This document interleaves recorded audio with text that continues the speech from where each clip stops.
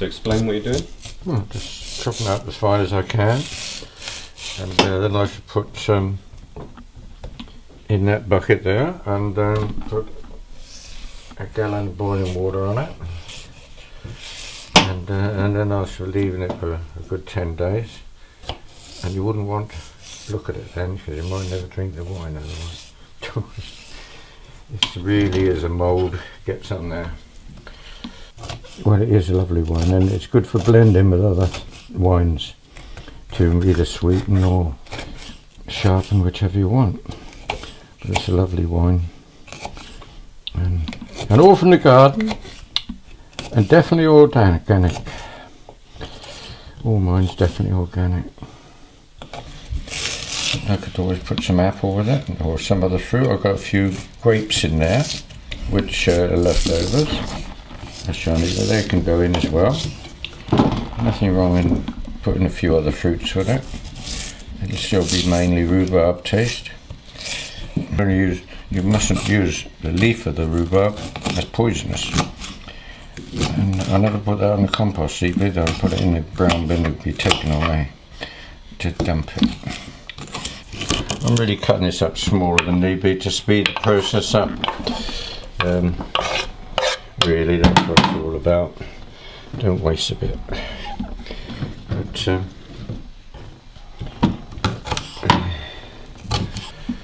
I get a big saucepan. I want 8 pints of water boiling. So we've got to get on with that. And see what that weighs in a minute.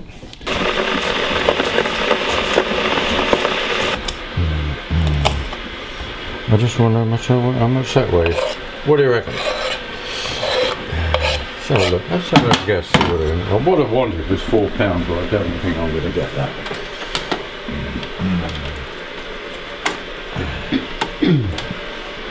That's only just over £1, 2 ounces. So I'm not going to get me £4, so never mind. It's £1, 2 ounces.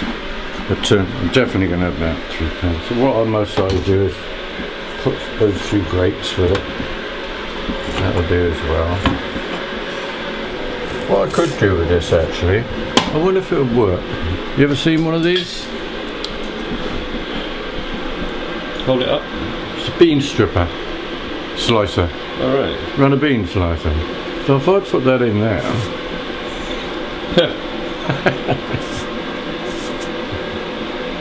See? And pull it through. Save me a lot of work, won't it? Because when you think it's either bean, whichever side bean goes in, that keeps it pressed in, and then that, when you cut the end of the beans off with, there's a piece missing off of there. But on each side, there's another cutter. There's one, and there's the other one, and it takes the side of the bean off, which people say, oh, cut the hard bit off. But of course a lot of beans now are stringless anyway, so it doesn't really matter. But that is quite a fantastic tool. Let's see if it does it again. It only just goes through. Look at that. Fantastic, isn't it? Look at that, eh? That'll save a lot of work. If you're doing a run of beans, if you keep getting cool, like put them in the fridge for a little while, they're a little stiffer and they'll go through easier. See, and if that was a run of bean, that's the bit that would be taken off the sides, and you scrap that and keep the flesh of the bean inside, because that's what they call the rind. Now I'm not showing you properly. That's what this thing's for, right? That a very sharp edge, and you take the end of the bean off before you push it through. Right. That's what that's for. This Crisk, it's called, by the way, a bean stringer and slicer, and Crisk, made in Australia. But you can take this string off, you can take that off, you can take these blades off, everything can come piece. You snap that off those pins and clean everything if you want to, or sharpen the cutters. The thing about doing anything is time, but when you're making wine, you get to the stage what I'm doing now, and you do not worry about it. Once you've got your yeast and sugar in there, you can go on your holiday. You don't have to worry about it for a month or so. It doesn't matter if you leave it 2 months. It doesn't really mean people panic, and you don't have to.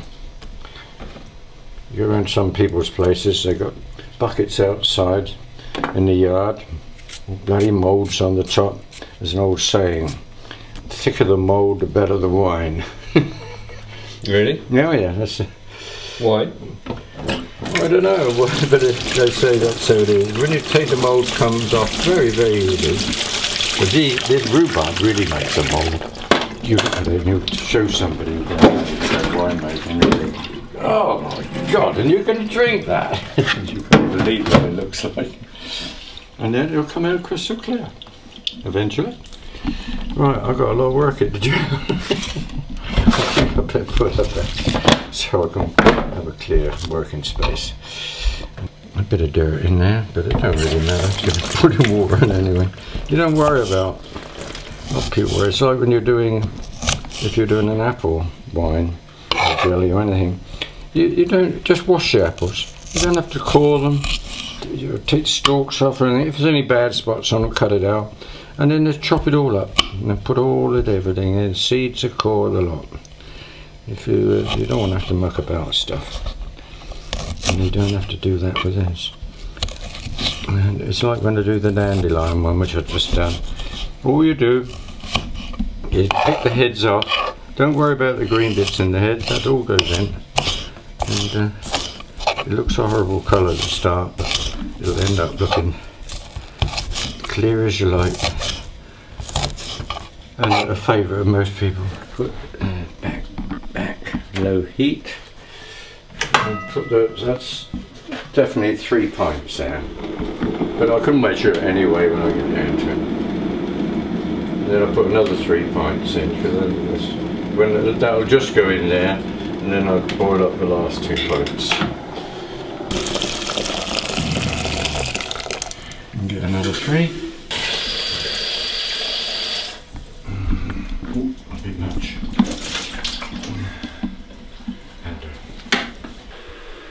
£1 11 ounces. Remember that? We'll write it down. That's the best thing.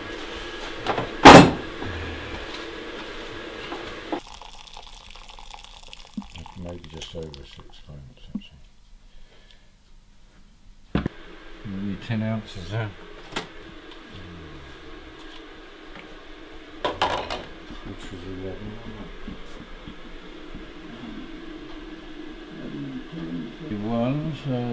5. No, yes it is. And brings it up to 2. I've only got 2.5 pounds, only £2 5 ounces. Oh well.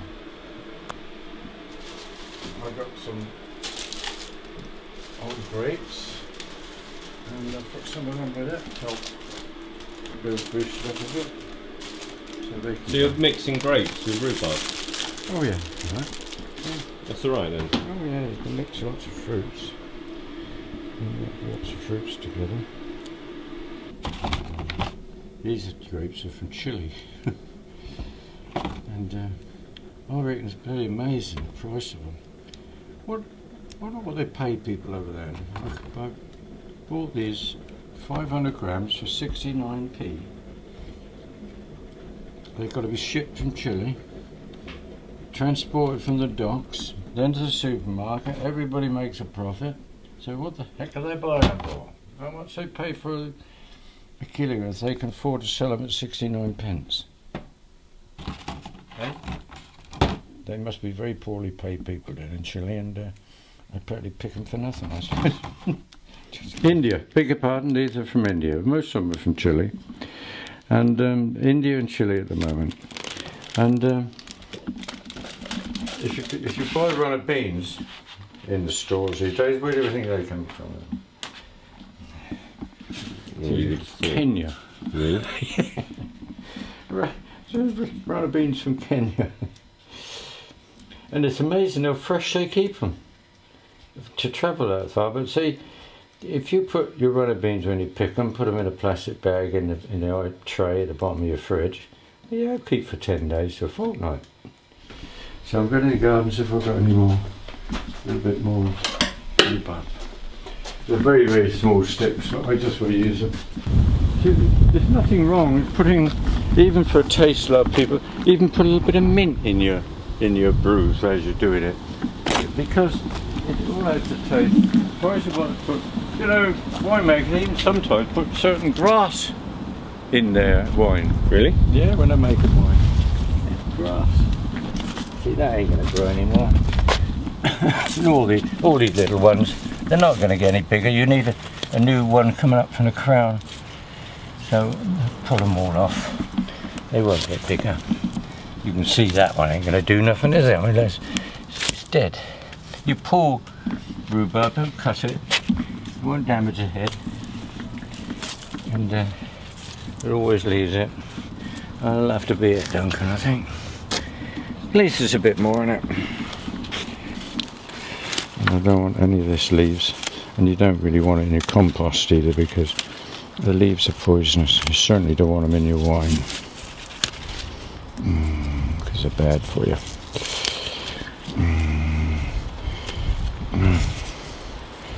Lovely. I know it's not a lot, but just we're using. Yeah, lovely in here, isn't it?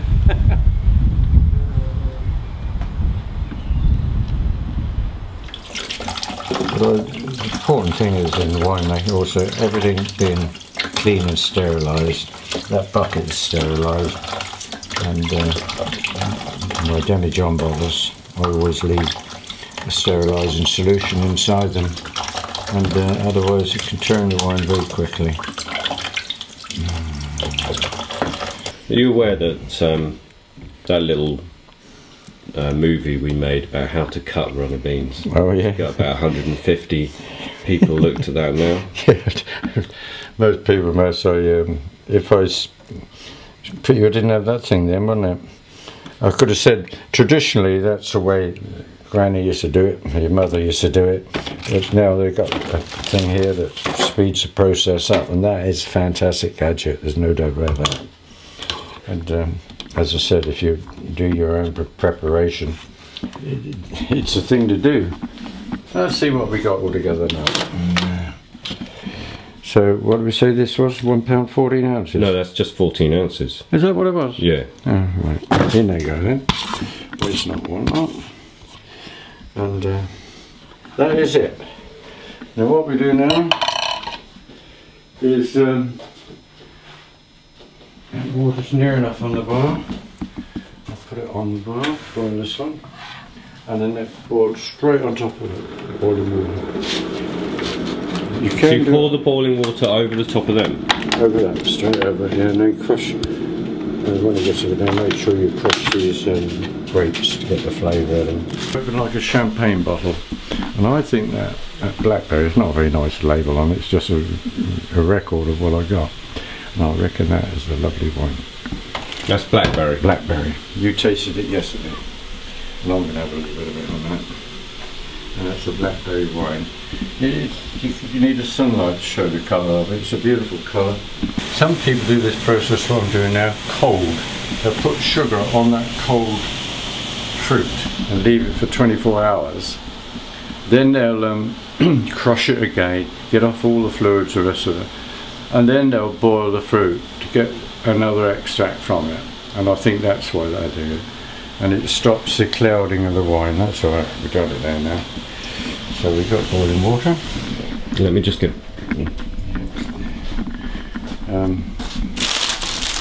Don't want them boiled again.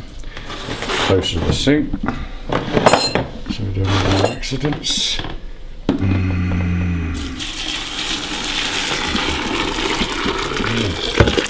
Don't think the grapes are popped. That's that lot. Now we got this one, which is just boiled anyway, so it should be alright. Yeah. And that is the 8 pints. It's always better, they always say 8 pints, it's always better to be a little bit over the top, because when you go to fill your demijohn, I bet you're always short, and then you have to, it's alright to top up with some water, but better to use the fluid that's been soaked in there. Done! Now I should cover this, put it in a reasonably warm place and leave it for at least 10 days. At the end of 10 days it looks revolting. It'll have a thick mould on the top, white, but you have to take that off carefully so don't mix it in with the wine, but it comes off quite easily actually. How did Granny ever manage? Because you never had all these products around now and for clearing wine and things like that, and they managed, and this is it. If you get a very old recipe book you'll see how easily they used to make their wine. Nowadays wine shop people are making a lot of money out of it. Not out of me, I'm afraid. No, I don't use. I use the corks and things like that. And so sometimes you leave it for 2 weeks. I leave, yeah, well, yeah, 10 days, 2 weeks. Yeah, it's funny how different people do things differently. Like the dandelion wine, I think I'd leave mine for at least 5 to 7 days at this stage. And another person says to me, 3 days, don't go any further than 3 days. There you go. You see that misting on there, and the bubbles forming on the top. Pity you can't see that, isn't it? Look at it. Lovely, isn't it? So we'll put a bit in the glass, see if you can see it better that way. And there's a lovely colour. You see the colour now. Yeah. And there's the fizz. You go into the light. Yeah. Oh. Funny, isn't it? It's a lovely wine. I'd serve that up anybody. On the sunny area, I want to be keeping in the shady area. It's reasonably warm out here now. It'll be behind this chair, and I'll speak another job. Right up in that corner if I can. Up there, and then I should put I'm not going to seal the lid on there, I'll just put a weight on top of that, and half a brick or something. You come to a stage in the winemaking later on now when you've got to start worrying about wine flies. You certainly don't want them, because they're just too many of them flies get in your wine and you ruin your wine. So that'll be enough weight just to put on top of that, and it'll just keep that tight enough for them so they can't get into it or anything else, spiders or whatever you like. So that's sealed, and then put my damage on the back. See, there's that damage of that is a Camden tablet mix in there, and that's what that's in there for, because I'll be using that one next. And it's got a steriliser in there. I'll just put that back because then they don't get the sunshine during the day. This is all shaded area, this area. Great. So I'll come back in 2 weeks and see how it's getting on. Oh, yeah. Maybe 10 days. How long did I do the last time? 10 days. 10 days, and it has a real mould on it, doesn't it?